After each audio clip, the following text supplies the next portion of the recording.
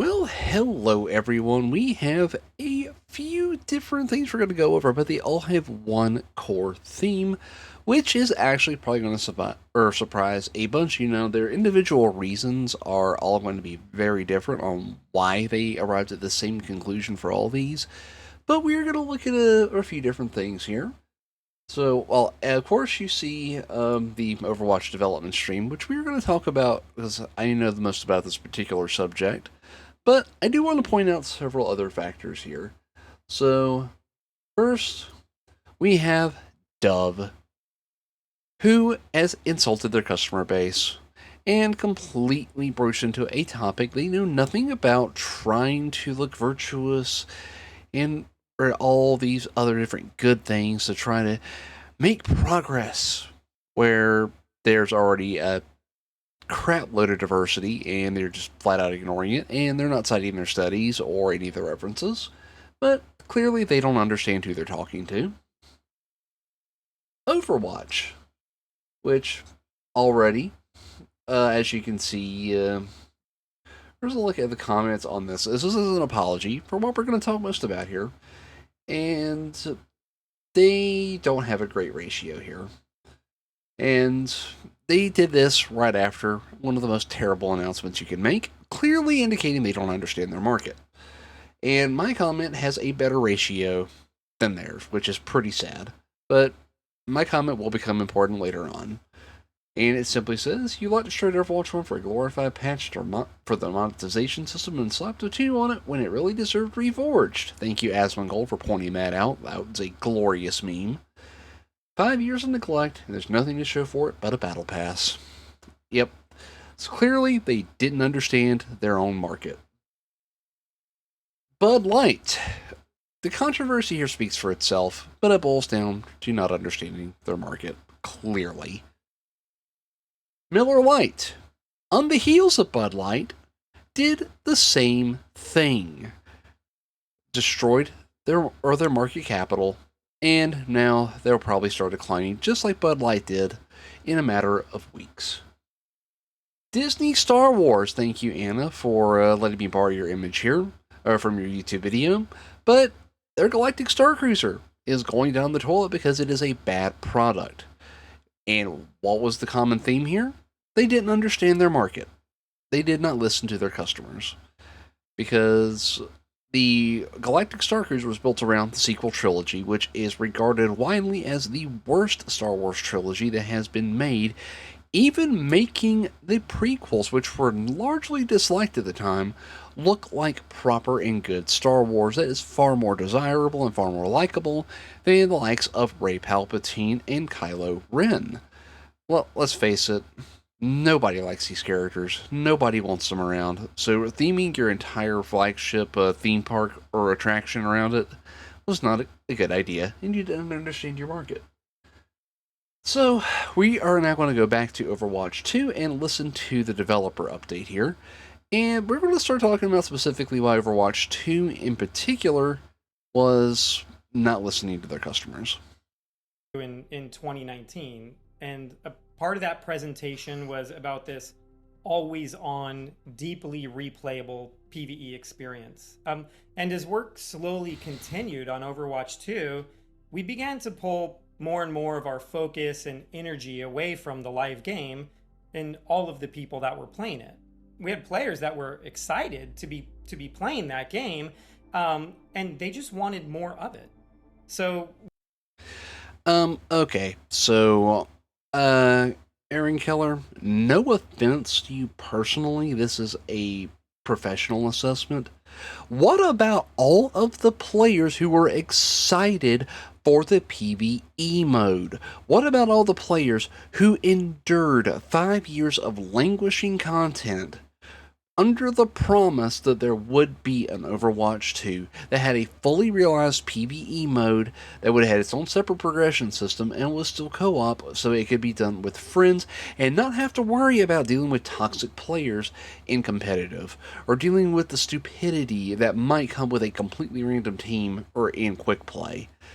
The PvP is fun. I am not going to sit here and say it is not, but when Overwatch 2 was announced, back in 2019, it was sold under the premise that there would be a fully realized PvE mode, and that is what justified the languishing that had occurred up until that point and would occur after, and it justified putting a 2 onto it. But instead, we got a battle pass, a few recycled skins, and an updated monetization system, and a new push mode, which was already announced for Overwatch 1. And might I remind you, Aaron, that the original premise of Overwatch 2 is that it would exist side by side with Overwatch 1 and would have PvP compatibility cross game. If for those who didn't want to or invest into and wanted to stay in Overwatch 1, they could stay in Overwatch 1 and still get regular content updates alongside the PvP mode for Overwatch 2.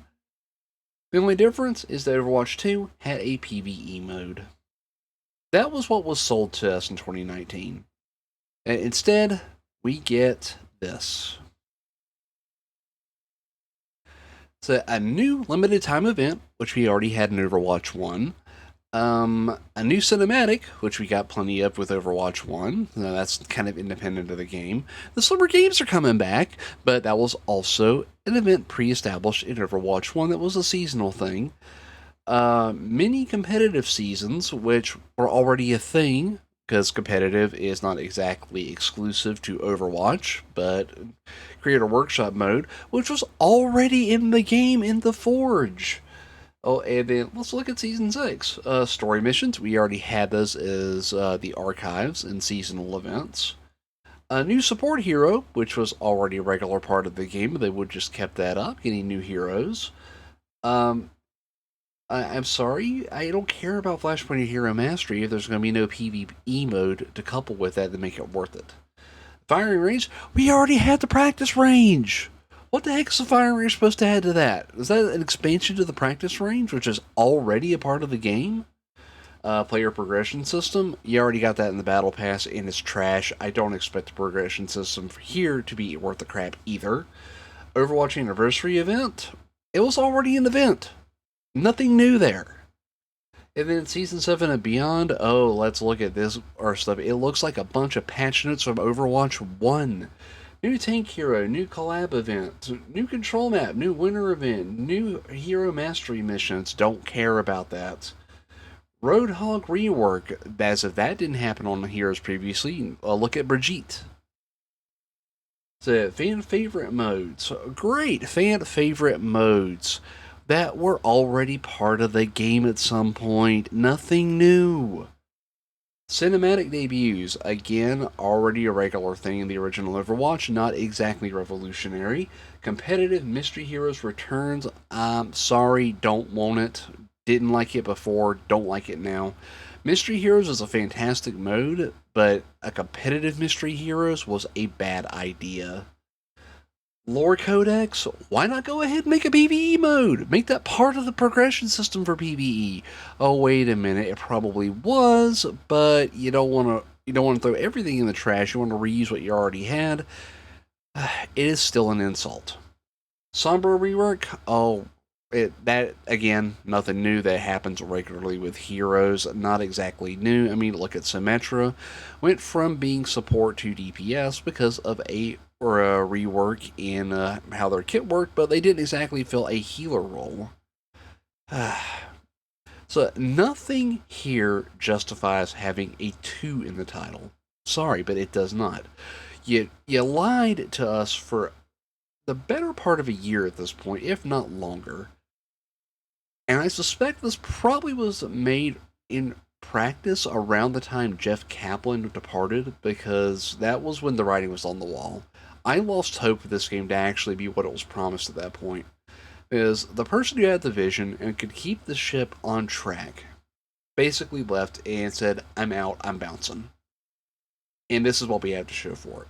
A battle pass, a roadmap that is just basically more Overwatch 1 but with a 2 slapped onto it, and nothing really progressive or that's moving the franchise forward.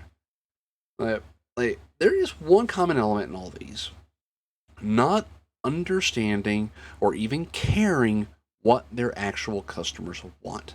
That is the core theme between all of these companies.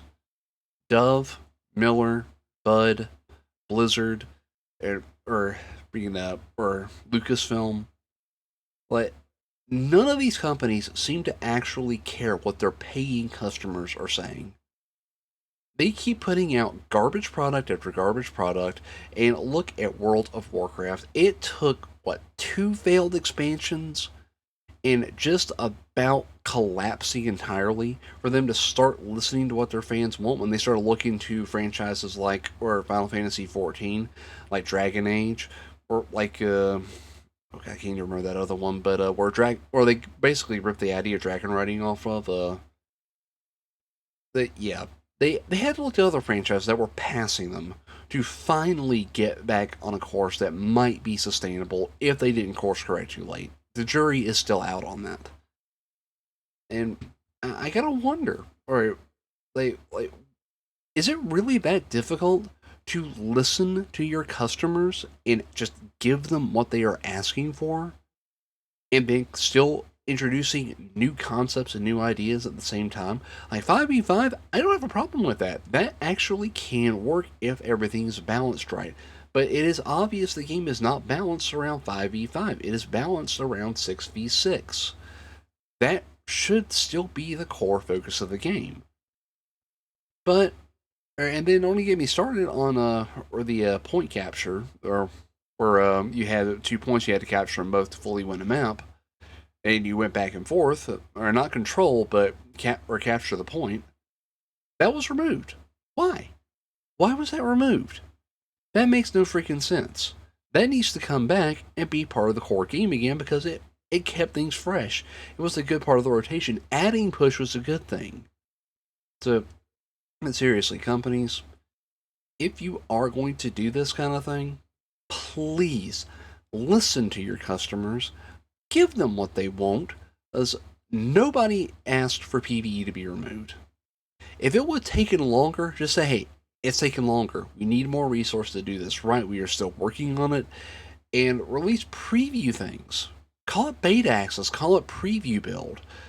You could still use what you already have as part of regular content for the game, and then realize a fully worked, functional PvE mode later on. And might I also remind you that some of this stuff was already functional when it was announced in 2019. What happened to all that? Did it get thrown in the garbage too? Yeah, I'm sorry. I am not blaming Aaron Keller for this exclusively.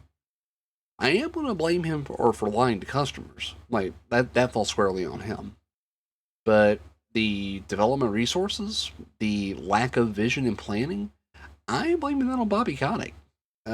He is not a liked person. He doesn't seem to have a plan either, except for short-term profit gains. That seems to be his only plan. And with that, I'm going to leave that here. Please let me know what you think in the comments below, and I will talk to you all in the next video.